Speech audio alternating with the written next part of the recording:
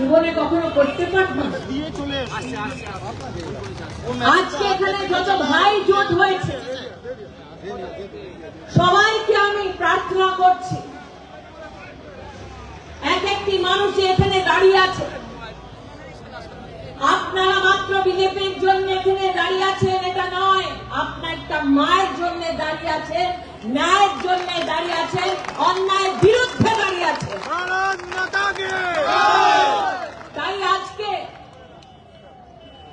মাত্র বিজেপির প্রার্থীর নমিনেশন সভাটা নয়, আজকে যত লোক এখানে জোট হয়েছে ওরা পশ্চিম বাংলায় ন্যায় স্থাপিত করার জন্য দাঁড়িয়ে আছে। তাই একটা মা হয়ে, একটা বোন হয়ে আপনাদের সবাইকে আভার জানাতে চাই। আজকে মাত্র এই লড়াইটা শুরু হয়েছে।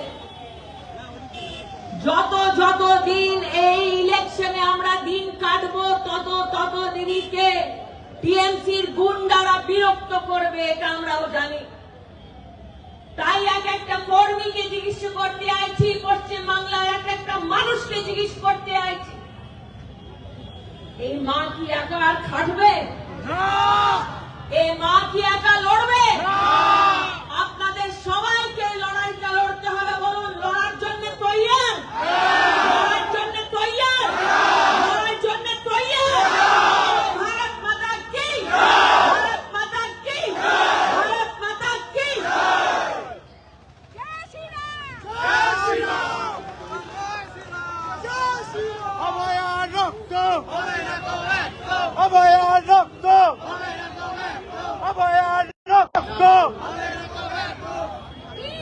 আমাদের সামনে এখন আমাদের প্রার্থী, পানিহাটির প্রার্থী আমার মা রত্না দেবনাথ মহাশয় আপনাদের সামনে কিছু বিষয় বলবেন।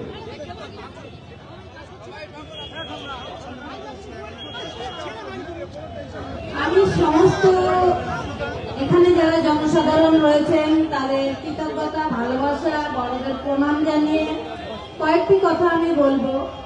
সেই 9 আগস্ট 2024 একটা ফোন কল আমাদের পুরো সোনার একটা সংসার ধ্বংস করে দিয়েছে।